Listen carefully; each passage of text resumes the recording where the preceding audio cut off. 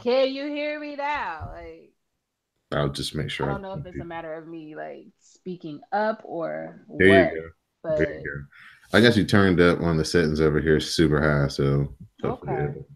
it'll balance it out. Okay. All right. All right. In three, two, one. Hello, and welcome to episode 229 of the WrassleCast. I'm your host, Don Delarente, and I'm joined by my SmackDown Matters correspondent, Miss Didi Janet. Hey, friend. What's up, friend? Nothing much. How are you? I'm good. I'm really, really, really good. You been all right? Nope. Oh, no. Uh-oh. I I have to go visit the people tomorrow. What people? The people in HR. Oh, really? Mm-mm. Oh, okay. Good luck. Yeah, but reasons. It's okay. I guess it's okay. Yeah, well, If not, if, if cash you at me. if you survive flooding out the whole office, I think you'll be okay. Let me tell you about the communication at my job. So I called the people in facilities to tell them I flooded it. They were gone for the day. So I called the main number for the whole place where I work. And they came and fixed it. They never told the people in my building. Damn. So like they randomly came by and I randomly told the guy and he was like, "Oh, y'all were the ones who caused the flood." And I was like, "Yeah, they didn't tell you." And they were like, "No." Like, oh, well, that's kind of awkward. So yeah. Well, good luck with the peoples. If only I could just get a new job and then I could just deal with new people with new money, you know? Yeah. Or if I could become like a real housewife of wherever where they don't really work and they get paid to drink on TV, that would be like the best thing. I would be really great at that. Well, hopefully one of those three things works Hmm. out for you. One of I those got three options. options. I Yeah. got goals. We're joined by the WrassleCast, Rawcast, broadcast journalist himself, Mr. Magnum Prime. What's going on, Greg? What up? I'm back like measles in states with lax vaccination requirements.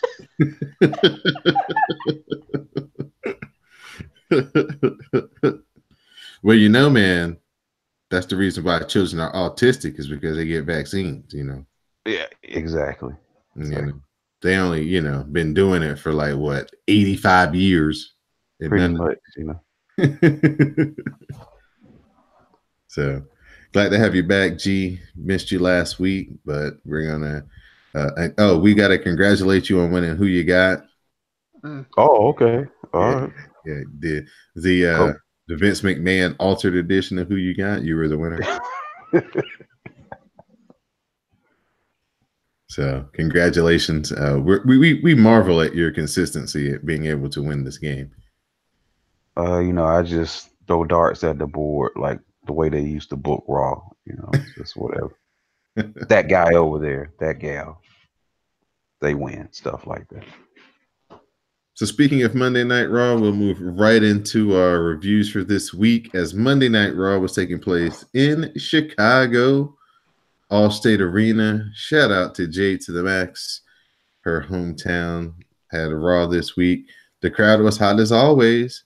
So Paul Heyman comes out, does his intro, but the crowd is booing Brock and Paul, and they start chanting "Burn It Down." And we've been on TV like 15 seconds. He says that Rollins wanted Brock here tonight, thinking he's a bad man.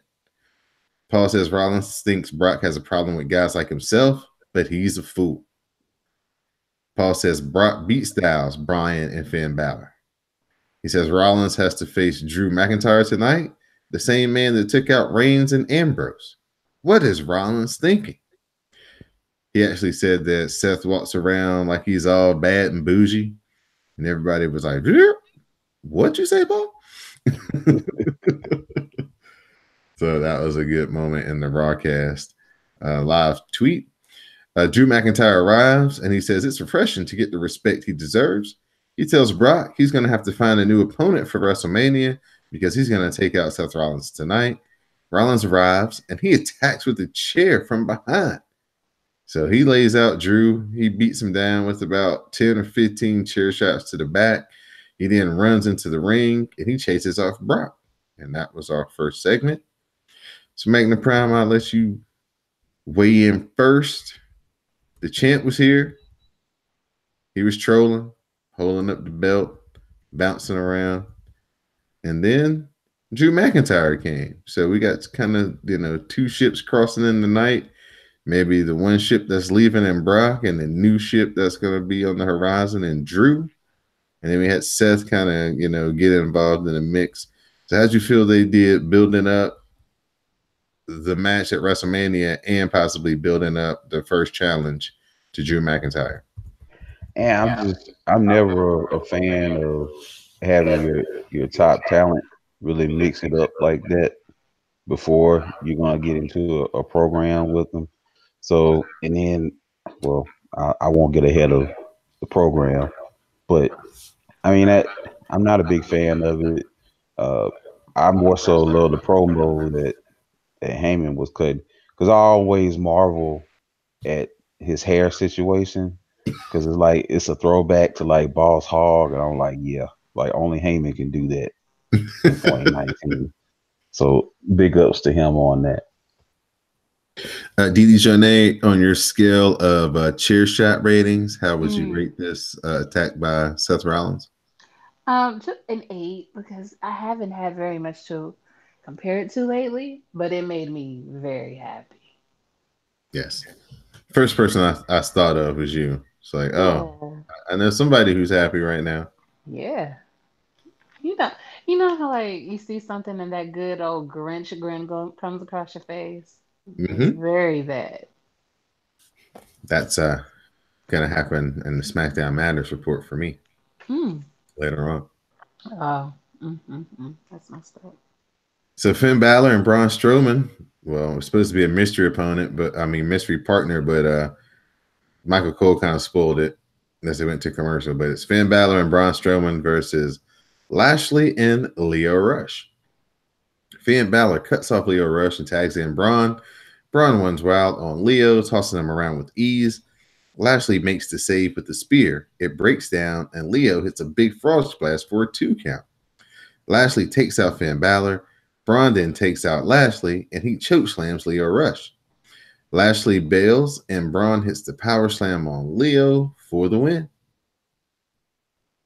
So, for the 27th iteration of Finn Balor and Bobby Lashley on Monday Night Raw, Leo Rush might be the toughest dude in WWE.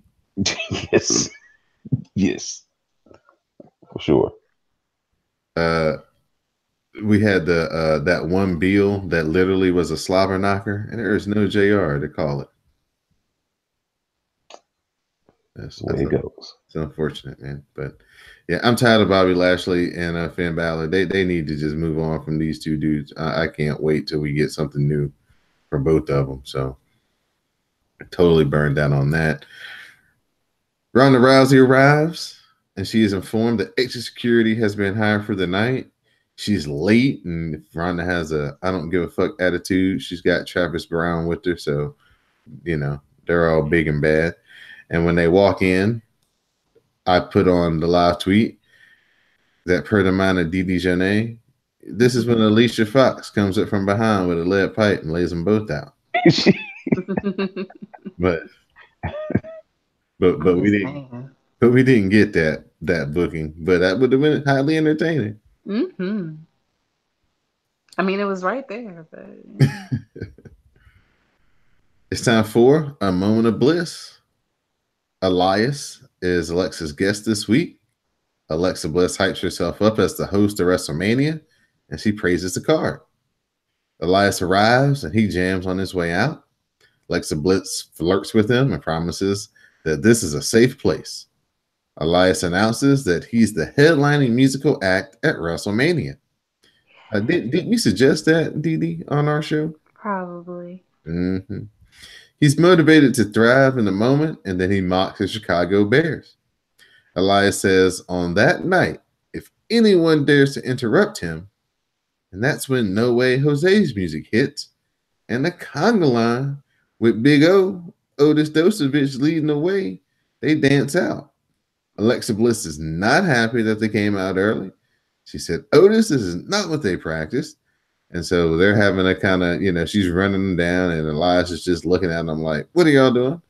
And then that's when No Way Jose unmasked himself, and he attacks Elias. Okay, now, DD Show Nation, it's the second week in a row we got to see No Way Jose with his green hair. Fashion cast, do or don't? Give it to Naomi. It don't work for him. So that leads us to a match: Elias versus No Way Jose. No Way Jose heads up top. The high cross body block misses, and Elias follows with the clothesline. They trade punches, and Elias hits a body slam and a knee drop. Elias goes up top. He hits the elbow drop. Elias follows up with the drift away, and Elias gets the win. So that fulfills Elias's quota of wrestling at least once in the month of March. And we'll see when he wrestles again in April. He actually might wrestle twice in April because he might do, actually wrestle at WrestleMania. Kurt Angle's WrestleMania opponent is revealed. Angle says that he'll be wrestling a match tonight, and then he starts to hype his farewell match at Mania. He says that WWE has allowed him to pick his opponent, and while there are a lot of guys he'd love to face, there's only one guy he wants to beat, and that's Baron Corbin. This is where you guys can start booing because this is where the crowd totally shit on this. He says that he wants to make Baron Corbin tap at WrestleMania. Yeah, they were chanting, "We want Cena." This was not what this crowd came for, boy. They came out there. Kurt was like, "I'm gonna announce my opponent." Boy, everybody was like, "Yeah." He said Baron Corbin. Oh my gosh, totally turned on him. So, Kurt Angle versus Chad Gable. Chad Gable gets to wrestle his childhood hero. So this is a big moment for him. Kurt Angle hits a German suplex, but Gable counters into an ankle lock. The crowd was not happy that he put Kurt Angle in the ankle lock. Angle counters out, but Chad Gable hits the DDT for a 2 count. Chad Gable goes up top, and the moonsault misses. Kurt Angle gets the ankle lock. Chad Gable fights, but he eventually has to tap out, and Kurt Angle gets the win. Baron Corbin arrives, and he says he can't wait to humble and embarrass Kurt Angle in his last match.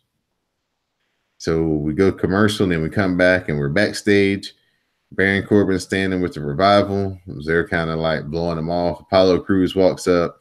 Apollo Crews challenges him to a match. Baron and Apollo go back and forth, and then Baron Corbin eventually agrees to face Apollo tonight.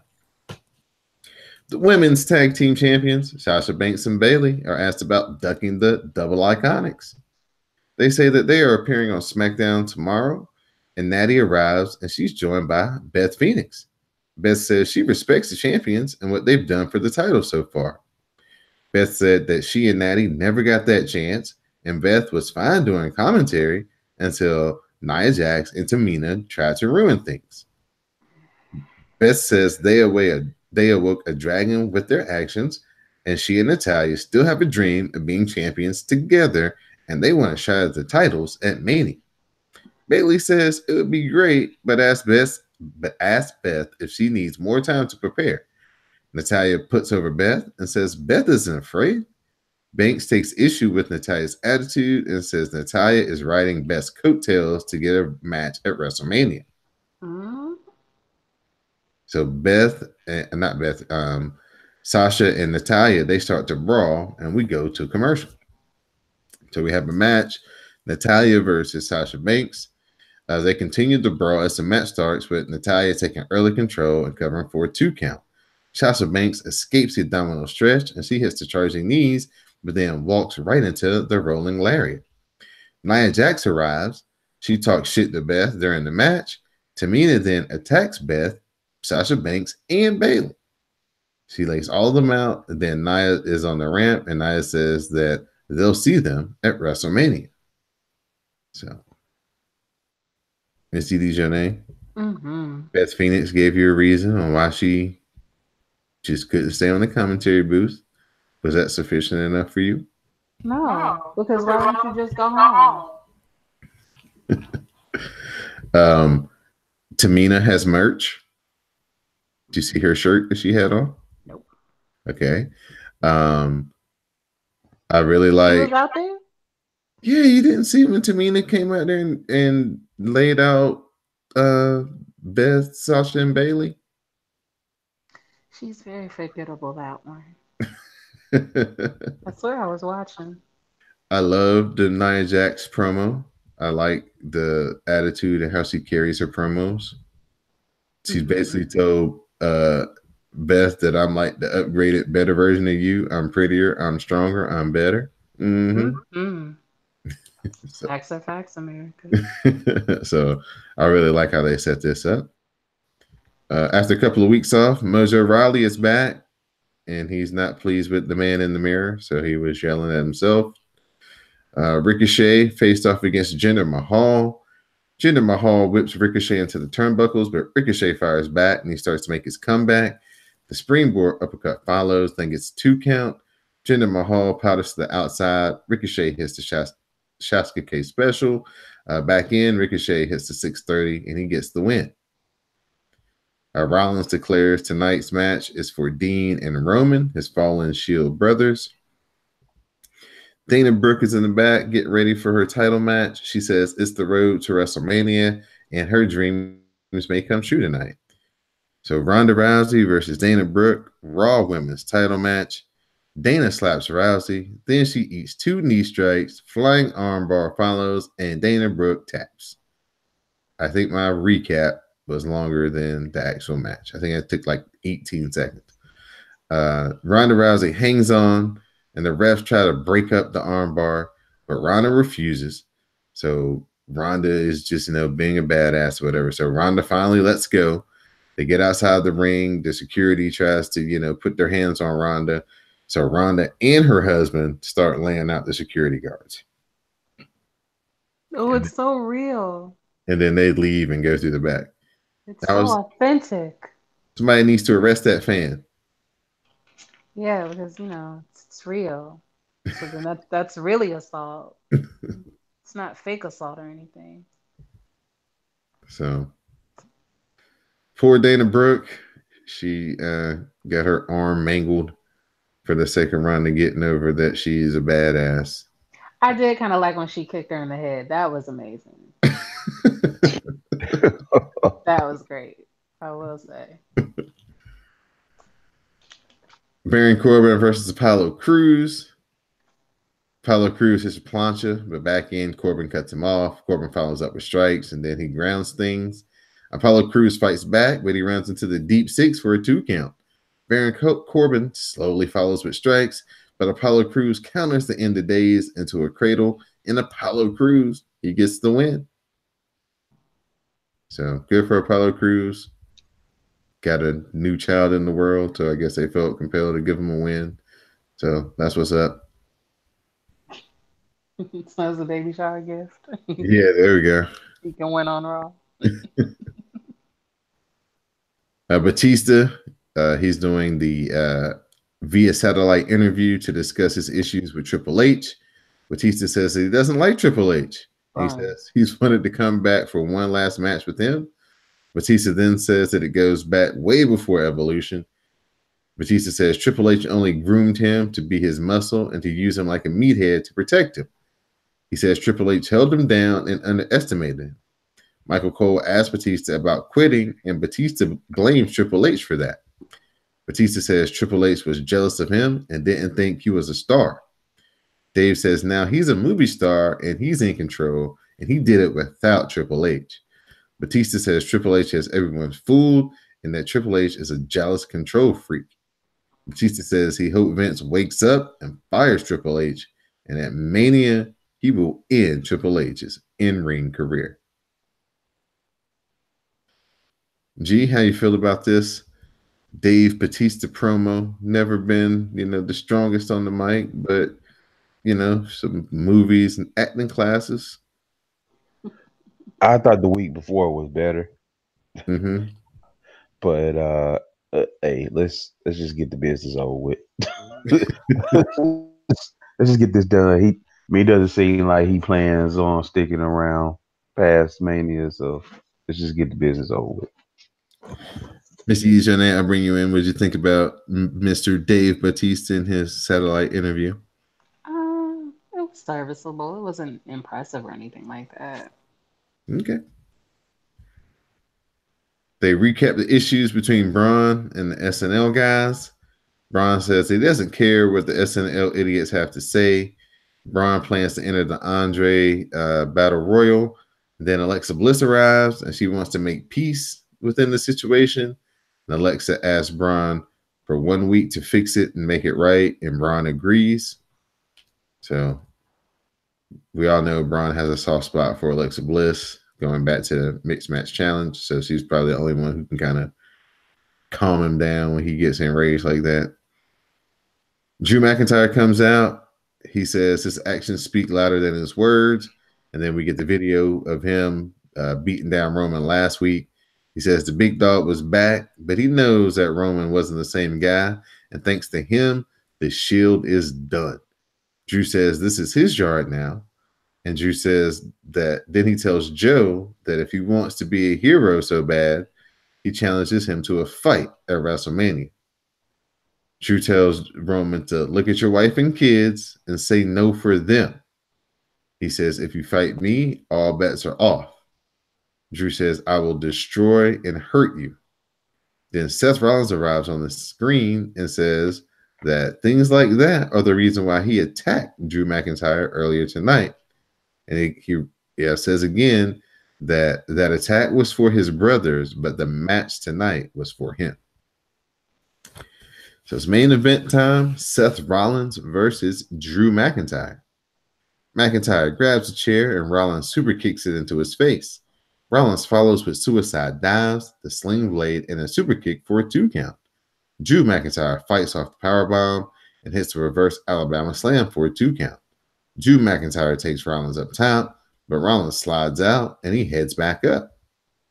Drew McIntyre headbutts Rollins to the mat, but Rollins pops up with the superplex, and then he does the Falcon Arrow for the near fall. Brock's music hits, and Brock arrives to distract Seth Rollins with a Claymore by Drew McIntyre, and that leads to Drew pinning Seth Rollins and getting the win. Mm-hmm. Now, G, I know you aren't a fan of watching Seth Rollins take this L semi-clean in the middle of the ring right before WrestleMania, halting all his babyface momentum. What is going on? what is happening? Like, why? Like, this makes no sense whatsoever. Which who is excited by this? It makes no sense.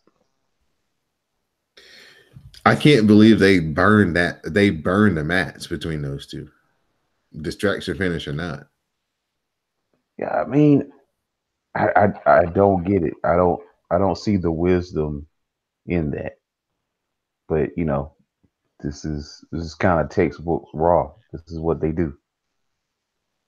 Yeah, because a couple of weeks ago we were talking about how they had pushed Drew kind of down to allow Seth to rise up and kind of be unchallenged and just have one focus. So it seems weird that right here, right before WrestleMania, they try to, prop Drew back up real strong. And the way they do it is him pin Seth Rollins, Yeah, I mean, is this a way for them maybe is this foreshadowing for him not winning? Right. And then I guess Brock and Roman gonna do it again and just right into a program with Drew. I guess. Man, if Brock Lesnar win again, oh my God. Oh my God. Oh my God. Yeah. I don't think this fan base, this group of WWE fans can handle Brock Lesnar winning one more time. But Because it won't matter because Vince will have the money. Like jokes on y'all, y'all paid for the tickets. I right, still got the money, so right. it doesn't matter. Vince doesn't care. We all know this. Yeah, that would be trolling to the utmost. Because man, people are ready to see that belt up off of him. So that was your Monday Night Raw for this week.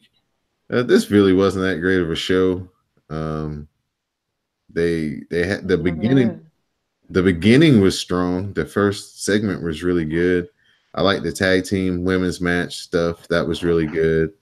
Um, that was really about it. The main event match was good, but like Greg, I don't really understand why they would try to heat Drew up right here before WrestleMania by using Seth as the person to kind of get him hot. So we'll see what comes about there.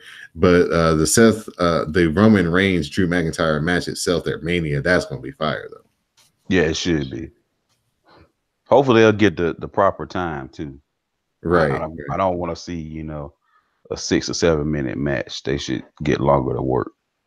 Well, they got like they're gonna end up having like a 7 hour window with like 18 matches. So you know, And somebody's still gonna go over with their allotted time. right? Somebody's still gonna get shorted. So women's tag team title match, I'm looking at you. Yeah, unfortunately. Yeah, you know how that goes. So a reminder that the WrassleCast can be found on iTunes, SoundCloud, Stitcher Radio, Google Play, Spotify, and also on the CSPN YouTube page. So, Miss Didi Jonay, I'll turn it over to Mhm. you because it's time for our SmackDown Matters report. All right. This week they are in Indianapolis. The Miz is here to comment on Shane's betrayal in their Mania match. There's some video footage. He says he's been consumed for a decade, taking shortcuts to get to Mania, ruining relationships. But his relationship with Shane meant something to him. It was all to make his father proud, and his father said he loved him and told him he was proud. So Shane made that happen. People actually warned him about Shane, and he didn't believe it. Almost like, how? Never mind. I don't want to talk about y'all's president. Shane attacked him in front of his father and then threatened his father. He will never forget that night as he laid there helpless. Shane is rotten just like his father and born the worst, not the best. You may own this company, he says, but you don't own me. He was always told he was average. Remember when he was on the Real World? And made it to WWE and became a champion and must see TV. He did it on his own. You can't deny his work ethic. Hard work beats talent when talent doesn't work hard enough. Say that. He's had to earn everything he has. Shane only deserves an ass beating at Mania. So there's a match. It happens with Donald's favorite people, the Double Iconics, versus the tag team women champs, the Boston. I'm not calling them that. Bailey and Sasha. It's the worst name on earth. The Boston Hug Connection. I'm not calling them that. Stupid. So this is a non-title match to prove that the Double Iconics are better than Bailey and Sasha. Bailey fights and makes the tag. Banks runs wild, hits a Meteora, and then dumps Billy Kay. There's a knee strike that follows. Sasha takes out Billy Kay and then Peyton Royce.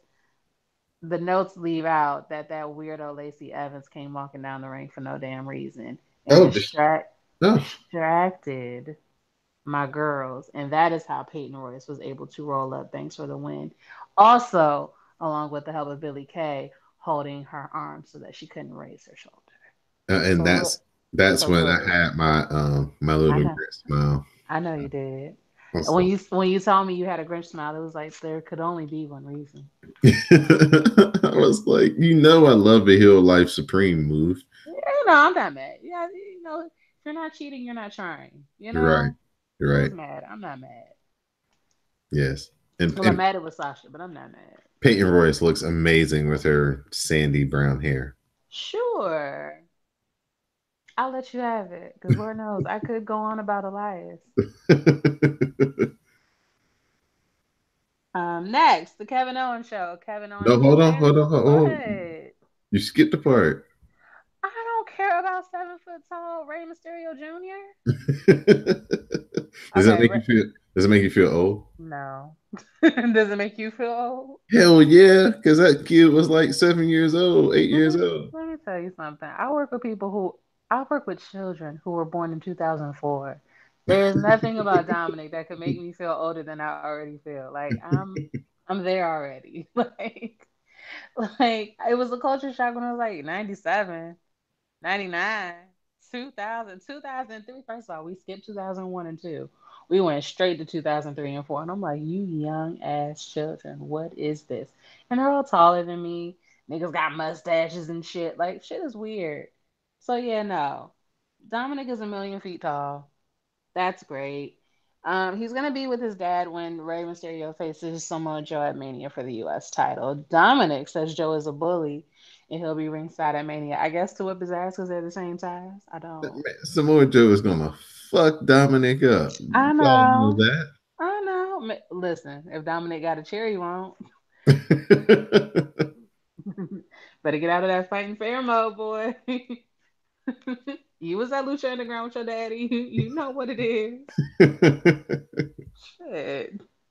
Better get a steel chair and hope for the best. Okay, so yes, Kevin Owens show. He's fancy. He's got on a suit jacket, red tie, and like a t-shirt. It's great.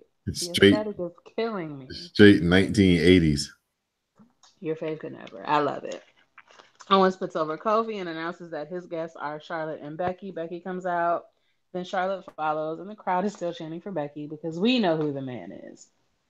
Owens talks about friendships going wrong. We all know that he knows about it.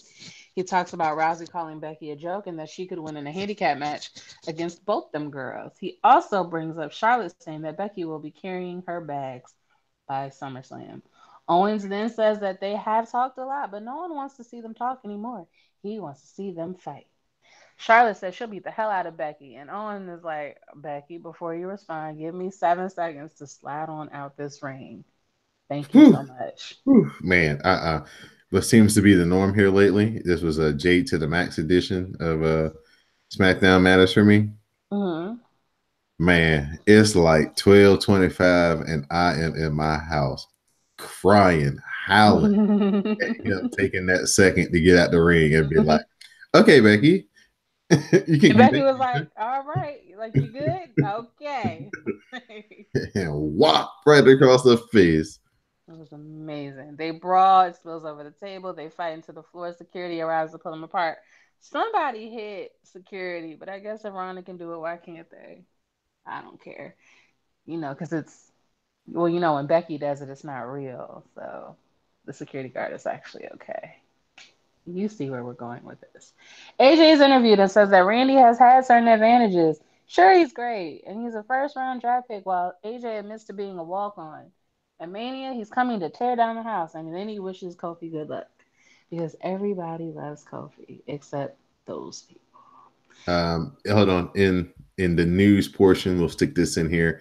AJ Hmm. Styles signed a new contract with WWE. So, More importantly, AJ Styles got a new puppy. oh yeah, I The don't even know puppy, what kind of dog it was, but yeah, he looked cute. uh, might maybe be a Weimaraner, Yeah, yeah, a something like wiener dog, a collie, not a collie. I don't know. She was beautiful though. I feel like it was a girl.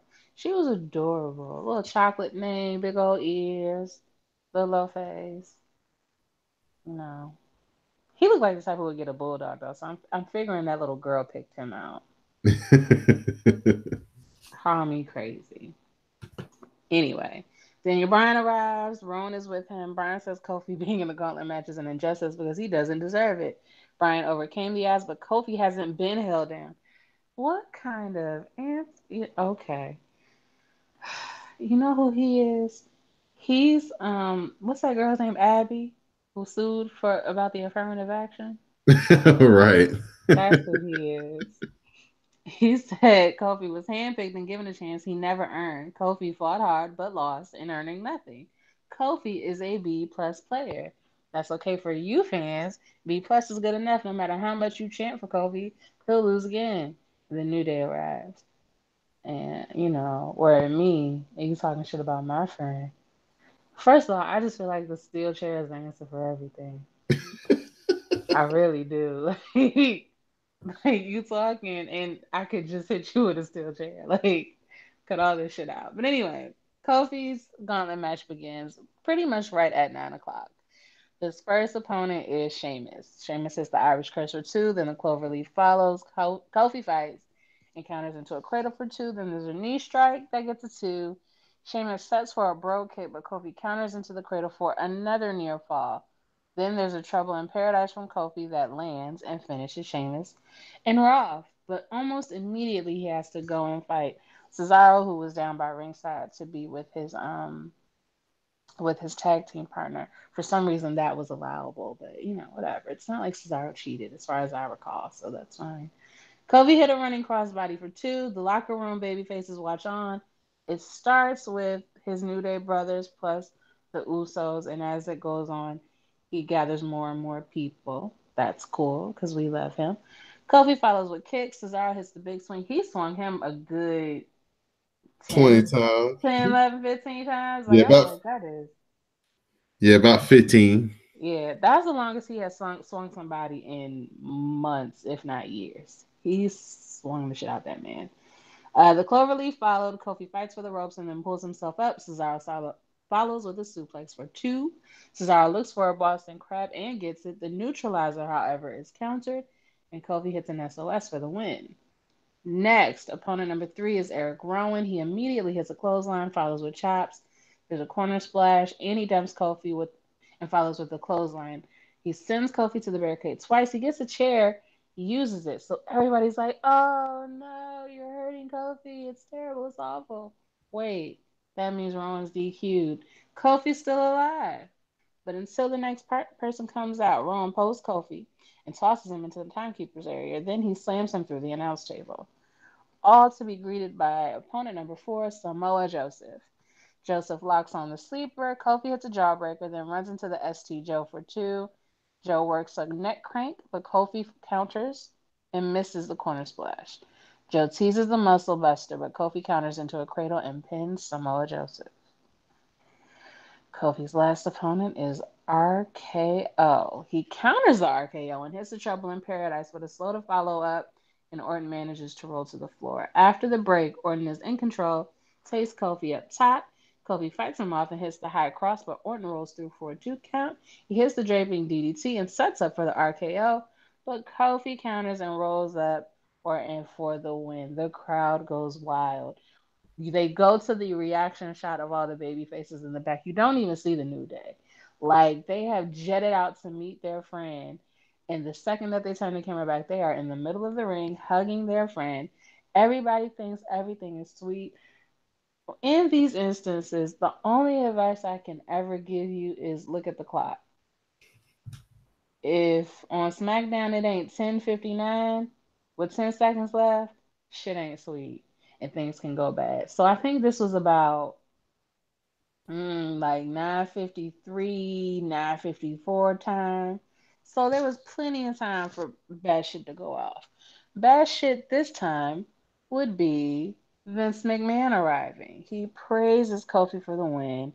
He says, "You're going to WrestleMania. Congratulations. You're going to WrestleMania as long as you can beat one more opponent." Now, personally, I don't know who we all thought was coming out, but I was like, the fuck? Did he bring in Braun Strowman? Like, I don't know why I was expecting like Kane or some shit to come back out. But like I thought it was like I don't know, like Luke Harper, like some insurmountable odd. Like what is Daniel Bryan? But it really doesn't matter who it is because he's been fighting for an hour. He's been fighting five other people. He's already been put through a table. He's been clotheslined. He's been thrown into the timekeeper's area. He's been fucked up. So a fresh ass Daniel Bryan, little as he is a big problem. Daniel Bryan lays in kicks, misses the head kick and the SOS by Kofi gets a two. Brian goes back to the kicks, hits two corner drop kicks. Kofi counters the third into a cradle for two. He heads up top, which was a bad idea. But Brian cuts him off and Kofi crashes and burns. He stomps away at Kofi like Kofi owes him money or some shit. And then he hits the Busaiku knee and he pins Kofi. And everybody's sad except Vincent Kennedy McMahon because he has no soul. Vince McMahon is the goddamn devil. Vince McMahon is a rich white man. And everything from there makes sense. I was so worked up in my house at 1 o'clock in the morning last night. Like, come on, man. It's one of those things where you don't know why they're not giving you what you want, but you understand that this is a company that has had Brock Lesnar be the champion for over a year. So you kind of internalize the idea that this won't go nicely, you know? And I think when especially like when you get into what's been happening for the rest of the week on like social media and the things Big E said and the things that the New Day said, you want to think that this is just the WWE's new way of, you know, setting up an amazing epic WrestleMania. And it's like maybe Kofi will get to WrestleMania. But do y'all have faith that Kofi gonna win? Really? Cause like I don't. Not that he don't deserve it. Not that this wouldn't be a great goddamn time for it. Not like it wouldn't be a great topper to the story. But have you noticed that the WWE be like, fuck your story? Like at almost every chance they get. So I can't, I don't know. All I know is I'm disappointed. So it seems like for some reason they're stretching it, and I don't know why. They've already stretched it enough with adding this gauntlet match stipulation to it. And Yeah. then, okay, he goes through that, and it's like, oh, hold on, let me stretch it one more week. So I guess the compelling part for those of us that are like doing podcasts and really into it is like, well, how the hell do you get to the match now? Yeah. So what they gonna do is New Day just gonna sit in the ring and take over the show next week until Kofi? But that doesn't seem like that's Kofi's MO. You know what I'm saying? He doesn't seem like Yeah. he's a disturber in that way. He's not. Big E and Xavier might be though. Right, exactly. So how does he get in the match? What's the next hurdle? How do they get there? Well, like the easy half-ass way to do it is the same way they got Becky back, which is just have Stephanie come out and be like, "Oh yeah, I changed my mind. I Right. vetoed it." You know what I mean? And it's just like, well, if it's that simple, because Right. and I think the other thing about this is you just sat all your asses in the ring and said you're gonna give us what we want, and then your father was like, "Fuck that, no, like no, we're not." can, can y'all get on one accord? Can y'all all be heels together, or can we just what are we doing here? Like it's so weird.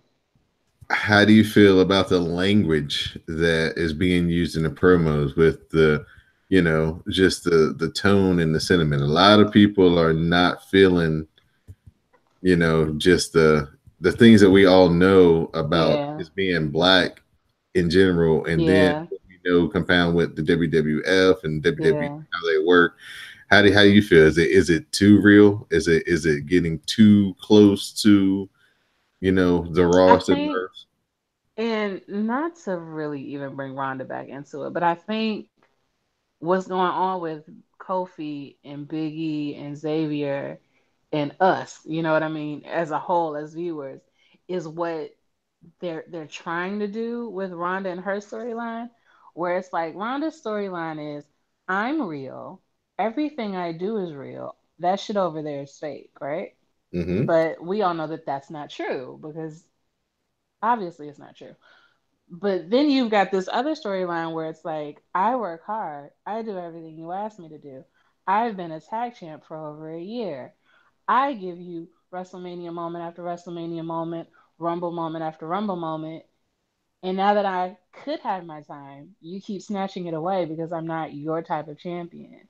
And that is the realest shit ever because when you look at the champions, you have nobody to look to really besides The Rock.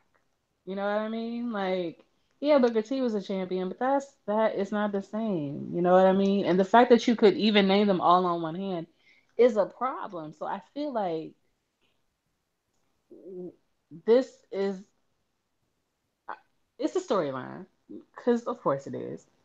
They know what's going on, but I feel like it's a little too on the nose if the end result isn't Kofi as champion. You know what I mean? Because Right. you can put people through the stress of like, oh, how you do my boy like that, but when they come out on top, it's okay. But if he not gonna come out on top, you basically put him through the ringer, fucked him over, fucked him up, emotionally damaged all of us because we finally thought our friend was gonna have something. And I was like, why would you do that? I was like, that's just not nice. You're just not a good person. So I feel like that's why you have so much emotion of why is it so on the nose and why is it so much like real life if then what you're gonna do is shit on us even further. Because it's one thing if you act like you don't know, you know what I mean? Like it's one thing if you act like, oh, it's just a coincidence. You know, but if you're acting like I have kept you black people down and I'm going to keep doing so. You know what I mean? Like that's hurtful. It's like I'd rather you would pretend to be like, well, I don't see color. You know what I mean? Like I'd rather you go with that lie. That just would make me feel better about it. Yeah, that's been a big topic past couple of days with again, like I've been saying, the best promo stuff is online. It's on Twitter, it's on YouTube, WWE.com. New Day has a really great promo that they cut in the locker room right after the match, where Biggie and Kofi are just kind of like, "Hey, man, hey, we like you were saying, we do everything right. They just keep stacking the deck. If you would have, if you beat five guys, Vince would have put five more guys out there, and he beat them. He would put five more guys out there. They just trying to hold you down, like you're saying. It's just really strong promo, and then so that was kind of like the first blush a reaction that they had after the match, and then later on Wednesday, Big E came out with another Twitter just kind of video where he was talking about, we've had a little bit more time to reflect, and we're kind of weighing our options about what we're going to do and then what we want to pursue, and how real is this for us, so just really Mm-hmm. good stuff, really good stuff. And like you said, it's hitting so much on the nose that is definitely sparking a lot of emotion that you usually don't get from WWE stuff. Mm-hmm. So It would be it wouldn't even be heartbreaking, right? But it would be so on the nose if after all of this, Kofi still lost. Like, got to, because I firmly believe he'll be at WrestleMania. But, like, still not coming out the champion. Or, like, wins, but he's still not the champion. Like, just some bullshit like that. Like, I could easily see it. And maybe I'm not giving them enough credit. Maybe they'll do the right thing. But again, Brock Lesnar is still champion. So I don't have the faith in them right, at all. yeah. And it just goes to their new, I guess it goes like you were bringing up earlier, it goes to their new way of building up stuff through social media too, because you can do more stuff. You can say, you can use worse language, you can, and all you do, if you just tweet something, you don't, they can always use the talent can always use the excuse of, I just tweeted it. I didn't know that everybody was going to take it and run with it the way they did. You know what I'm saying? Mm-hmm. And it also has an element of feeling like it's more real if you see it on social media compared to on TV, where everybody knows, oh, they have a script and they have time cues and blah blah blah. But hey, if they get on their social media and say it, maybe I'm not really supposed to be seeing this, or this is their actual feelings and stuff, and so it has a Mm-hmm. little bit more. It's more. It helps drive the stories much better than TV does in reality right now. Yeah, I think it does because it blurs the line because you got people like Naomi who that's not even her handle. Her handle is her real name. So like already there's like a blending, like people who like they're not necessarily like supposed to be cool with, oh, I love it, you know what I mean? Mm-hmm. So with that line blurred, when they switch back and be like, I will snatch your weave out, I will punch you when I see you. These are straight facts. You know, it'd be like, oh, tell me how you really feel. Right. Right. So just a change in philosophy. I don't know if it's for the better or for worse, but it's what they're doing, and it's modern. So it says that they notice that it's a metric that gets things going. So Mm-hmm. so they're just trying to capitalize, like you said. And it started with Becky and Ronda, and it looks like this is the next one that they're trying to go that route with. But it's like, hey, let's build up as much social media presence with it to go along with the TV and see what we can do. She's not good on there either, though. Like, Biggie have you and noticed Xavier that she Woods are has more them. followers than Becky? But anytime that there's like a back and forth between them, her interactions are always way less than Becky's. Oh yeah. Her retweets, her likes are always way less than Becky's, and it's like, but you have more people. Because it's like, but you're not as interesting. And it's just like you don't know how to zing, and it's like I understand Dusty's gone, but there has to be somebody in the WWE who was a good talker who can teach these kids. Like some things are just innate.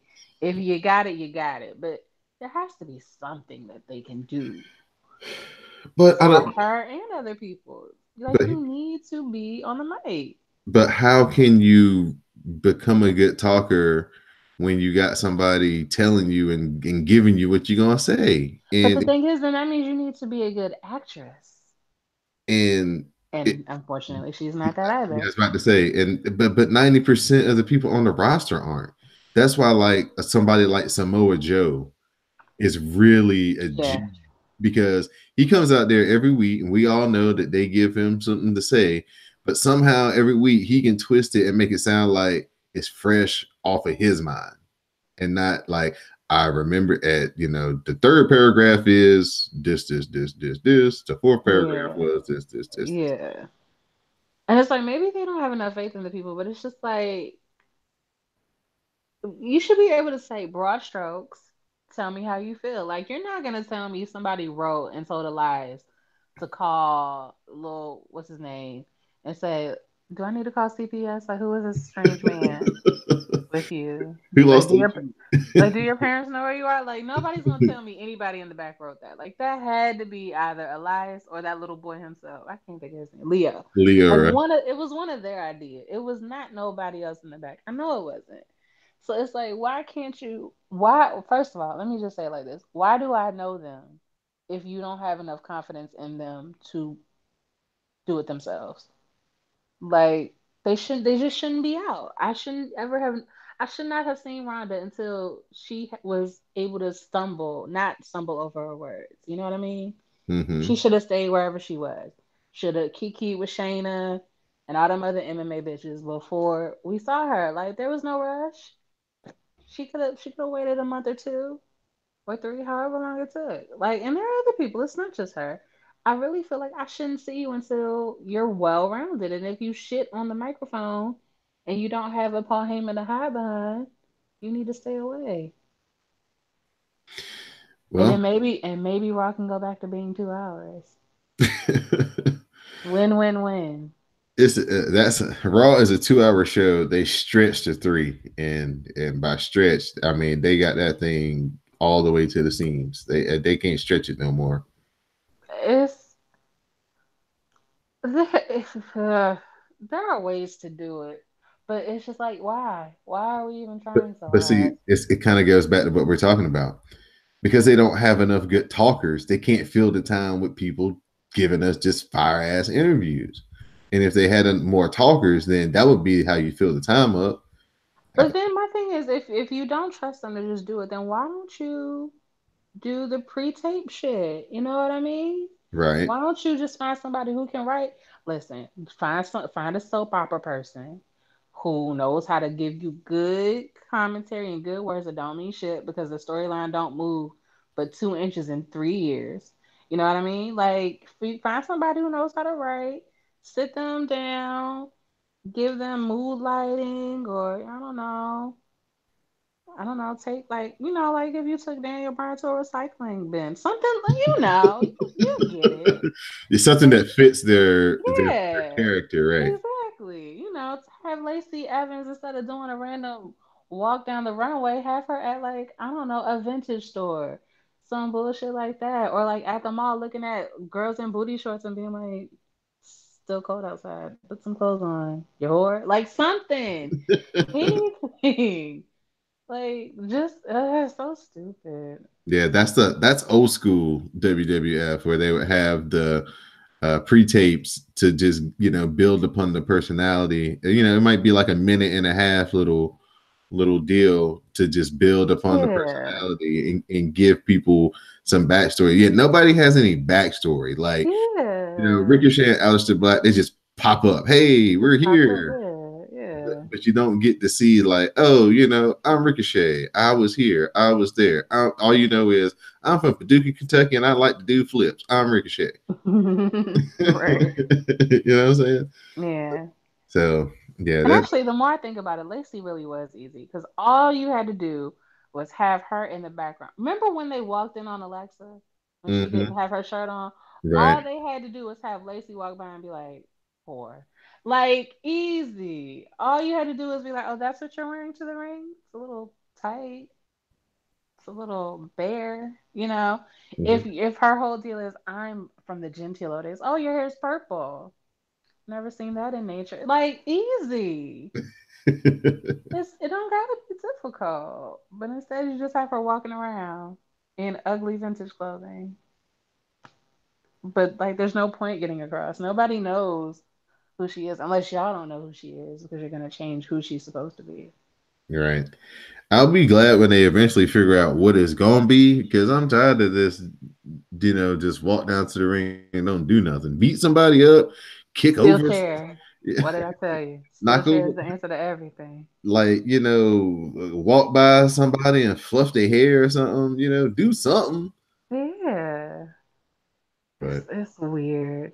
definitely, definitely. So we're gonna move on to NXT. This was a sad show because Triple H comes out. He's got Goldie, so you know what Oh, that means. This is the episode where Tommaso Ciampa has officially given up the title because he's undergone his successful neck surgery. Triple H says dreams come true here at NXT. For some, it's years just to get a chance. It takes years just to get a chance to get to NXT. The reality is the dream can end at any moment. He said he was coming out here to announce that Ciampa versus Gargano was going to be the main event for TakeOver, but reality has made the match impossible since Ciampa had to have neck surgery and relinquish the title. Triple H says this will provide a chance for someone else, as Johnny Gargano will get a chance to compete for the title. He says tonight, 5 men will face off to see who will be his opponent. So Ricochet, Adam Cole, Aleister Black, the Velveteen Dream, and Matt Riddle will face off with the winner facing Johnny Gargano for the championship. Triple H says that the championship match and the champion has to be official. So he says that title match at NXT TakeOver New York will be a 2 out of 3 falls match. hmm. So then for the rest of this show, they just start interviewing people about, the match and what they think. Kona Reeves, he hits on the interviewer, Kathy Kelly, and then he says he's not impressed with the Fatal 5-Way tonight. The Forgotten Sons, they hype up next week's Dusty Classic Finals, saying that, they forgot us already, talking about the main event for this week. Well, who's in the main event next week? We are. And the Forgotten Sons said they plan to cement their legacy and go on to win the tag team titles. Then we get a bunch of like promo videos for each men, detailing again, Didi, like you were talking about, just a little bit of a background, who they are, what they've accomplished, and why they need to be the champion. We see video of Ciampa arriving for his surgery, and the doctors discussing the surgery, and we see the X-rays and basically why he's having the surgery. The doctor says that this is the 4th surgery that he has done on Tommaso Ciampa, He says it's the third one he's done in like a short period of time, and he's just amazed at how remarkable he is that he can keep bouncing back and coming back. So again, hope for a speedy recovery. The doctor said, yeah, that usually this takes about a year for somebody to come back from. So long road ahead for Tommaso Ciampa. Kathy Kelly, she's in the back. She's interviewing Kari Sane and Io Shirai about the upcoming four-way at NXT TakeOver New York. They talk about their TakeOver title match, and then they put over their friendship. And that's when Bianca Belair arrives and says neither should be going to the title match because she would have beaten Io last week if Shayna hadn't gotten involved. And she said, well, she's just going to have to run through the both of them and become the champion because her mindset is undefeated. So now it's time for the match, the Fatal 5-Way. Ricochet, Adam Cole, Aleister Black, Velveteen Dream, and Matt Riddle. Aleister Black and Velveteen Dream, they trade shots. Aleister Black hits a Meteora and a German suplex. Matt Riddle hits the senton and a Fisherman's Buster for a 2 count. Adam Cole super kicks Matt Riddle, and he hits the last shot for a 2 count. Ricochet follows with kicks to Adam Cole, but Adam Cole counters the Benadryller, and he lays in some super kicks. We get a reverse Rana by Ricochet, which sends Adam Cole to the floor. The Sasuke special, follows by Ricochet. Riddle and Velveteen Dream are back in the ring. The Dream counters the powerbomb, but he eats a knee strike. The Bro Mission follows, and Adam Cole pulls the ref out of the ring just before the Velveteen Dream tapped out. We get a black mass on Matt Riddle from Aleister Black. Velveteen Dream hits Aleister Black with the Dream Valley Driver. Then the Dream heads up top, and that's when Ricochet sends him to the floor onto the pile of people with a Hurricane Rana. The Shooting Star press from Ricochet to Matt Riddle follows, and that's when Adam Cole hits the knee strike to Ricochet, and he pins Ricochet, and Adam Cole, baby, will go on to face Johnny Gargano at NXT TakeOver New York. This Yay. this was a hell of a match, as you might imagine. It was about 25 minutes, and yeah, they were just all over the place. Big moves, big strikes, big flips. Yeah, it's worth your time to go watch this if you have a half hour over the weekend or sometime in the week. Just watch this match. It's really good. And so it looks like Adam Cole, baby, is going to be on his quest to start the Undisputed Era, gaining all the gold in NXT. They vowed that they would have all the championships, and it looks like they're going to try to start with the NXT championship. So Adam Cole, Johnny Gargano, that's going to be a hell of a match. 2 out of 3 falls. It's going to be a blow away. So I can't wait to see what those 2 guys do. A weird episode of NXT, considering that it was, one long match, and then just a bunch of promos and videos, but it's still entertaining. And they actually did a really good job of featuring everybody and getting you into why that, these are the 5 guys that were worthy of a title shot and being in this match. So I enjoyed this episode of NXT a whole lot, and can't say enough about it. So please go check it out. Also, I heard from one of our followers to the WrassleCast Twitter account that we should check out Tony Nese and Cedric Alexander from 205 Live. It was the finals of the Cruiserweight tournament to see who's going to face Buddy Murphy at WrestleMania. And praise is really high on that match. So there's another suggestion for you guys that you can check out from WWE this week. So, Miss Didi Jonay, at this point, if there's anything else you'd like to add, your shout outs and thank yous for this week. Nothing else to add. I just shout out Jade as always. Mel, because Mel always gets shout outs. Sam, Greg, the chairman, all the ladies aglow, Jade Trilla, my K-pop connect. Who else? Oh, Ash, my General Hospital Connect. Shout out to her too. Um, I don't think I'm missing anybody. I think that's it. I'd like to give a shout out to Miss Didi Jonay, helping me each and every week here on the WrassleCast. Magnum Prime, of course. What up, Sam? Shout out to Classic as well. Everybody who is a part of the live tweets. Thank you guys for being a part of the community. It's so much fun each and every week to interact with y'all. Y'all are the best. I went back and scrolled through the SmackDown Matters live tweet for the parts that I missed. And I can always tell when y'all really enjoy something because y'all don't tweet about it. So nobody had any tweets for the Kevin Owens show. So I know y'all enjoyed that the most. It's like there's tweets about this, there's tweets about that, but that part is like nobody tweeted. It's like, oh, everybody was watching that. They were enjoying it.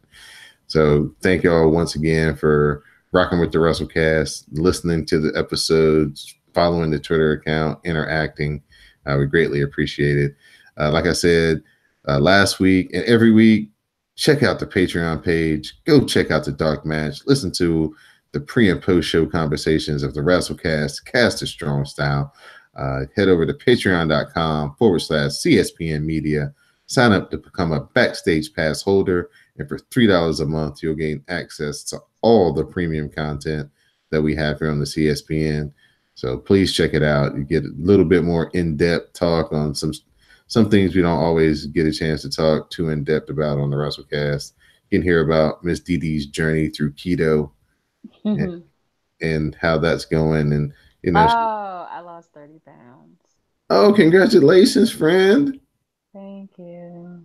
Getting bikini ready, fellas. Watch out. I still want bread, but yes, thank you. You're pointing at the clavicle mania sign. Listen, I feel them. They're peeking.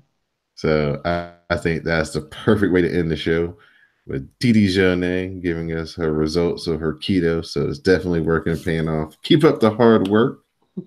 So proud of you. And on that note, for our SmackDown Matters correspondent, Miss Didi Jonay, the WrassleCast broadcast journalist, Magnum Prime, I'm your host, Don Delarente, and this has been episode 229 of the WrassleCast. Please stay tuned for the parting promo. Thank you, ma'am. Oh, you're welcome. I tried to format the notes a little bit different this week, so they seem to be much not as critted up. So hopefully that was better for you. It was good. I liked it. Okay, I will definitely try to stick with that format going forward. Let me look at my schedule because I think we got to record next Wednesday again. Okay. I like Wednesdays, so it don't matter to me. Let me double check for it. Yep, next Wednesday, the 27th, we'll have to record again. Okay. Why are they giving me reviews from 2016? What is that going to do for me? What are you looking at? I need to get waxed for my vacation. Oh, okay, I got you. Yeah. And what had happened was I had a girl, black girl, great. Only one who been down there for years. But I guess the vendor that she gets her wax from went out of business. Oh. So she's having to like regroup and find a new vendor. So she basically shut down for all of January and February, and her plan was to be back in place by March. I have yet to see such an email that says we're back in business. Let's get to booking.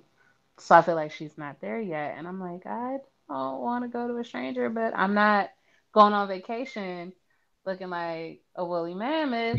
So what do we do? Gotcha. So I'm looking, and it look real cute on Yelp, 5 stars, but then you see like all these 1 star. Like I saw 4.5 stars, but then it was like that lady is trash. She rude, she disrespectful, and it's like, okay, well, I don't need her down there. Like, it's okay. I'll go somewhere else. And so that's what I'm trying to do now, trying to find the best case scenario since she doesn't seem to be back in town. I got you. Well, I'm going to go edit a podcast I recorded earlier so I can get that done in an hour and get to bed by 1 o'clock. Yeah. Oh, that sounds great. I am going to finish watching my 600-pound Oh, life. well, enjoy your weekend and all that good stuff. And I'll talk to you next Wednesday. So Ooh, we'll do okay, this friend. all over again. Thank you very much. You're welcome. All right. Have a good one. Bye. Bye.